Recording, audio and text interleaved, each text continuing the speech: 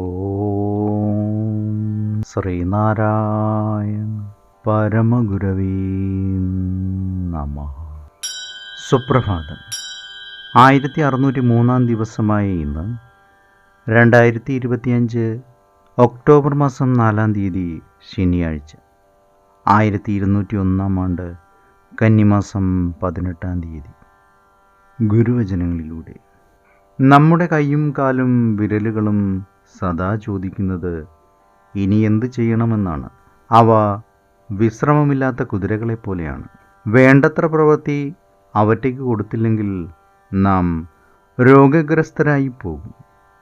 ശ്രീനാരായണ ഗുരുദേവൻ. ശ്രീ നടരാജ ഗുരു എഴുതിയ ഗുരുവിരൽ എന്ന പുസ്തകത്തിൽ ഗുരുവും ശിഷ്യനും എന്ന് വിവരിക്കുന്നതിൻ്റെ 7ാം ഭാഗമാണ് ഇന്ന് അവതരിപ്പിക്കുന്നത്. വശീകരണ ശക്തിയുള്ള ആ കടാക്ഷം ചിലരിൽ മാത്രമേ പതിയാറുള്ളൂ. മറ്റുള്ളവരോട് ഒരു സമ്മതഭാവം കാണിച്ചെന്നിരിക്കും, ഒന്ന് പുഞ്ചിരിച്ചെന്നും ഇരിക്കും.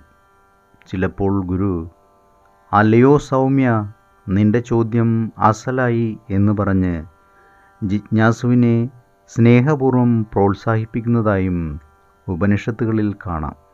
എന്നാൽ ആളുകൾ ചുറ്റും കൂടിയിരിക്കുമ്പോൾ മറ്റൊരു ഭാവമായിരിക്കും ഗുരുവിൽ കാണുക. അപ്പോൾ എന്തെങ്കിലും പറഞ്ഞ് മനസ്സിലാക്കാൻ ശ്രമിച്ചെന്ന് വരും. മറ്റുള്ളവർ പറയുന്നതിനോട് തൻ്റെ അഭിപ്രായം കൂട്ടിച്ചേർത്തെന്നും വരും. ജനക്കൂട്ടത്തിനിടയിലിരിക്കുമ്പോൾ ഗുരു സംസാരിക്കുന്നത് മിക്കവാറും ദൈനംദിന ജീവിതത്തിൽ താൽപ്പര്യമുള്ള കാര്യങ്ങളെപ്പറ്റിയോ മൗലികമായ എന്തെങ്കിലും മാനുഷിക മൂല്യത്തെപ്പറ്റിയോ ആയിരിക്കും. ഏവർക്കും നന്മ നിറഞ്ഞൊരു സുദിനമായിരിക്കട്ടെ എന്ന് ആശംസിച്ചുകൊണ്ട് നിർത്തുന്നു. നന്ദി, നമസ്കാരം. ഗുരുധർമ്മം ജയിക്കട്ടെ. ശബ്ദം നൽകിയത് സുജീഷ് മഹേശ്വരി.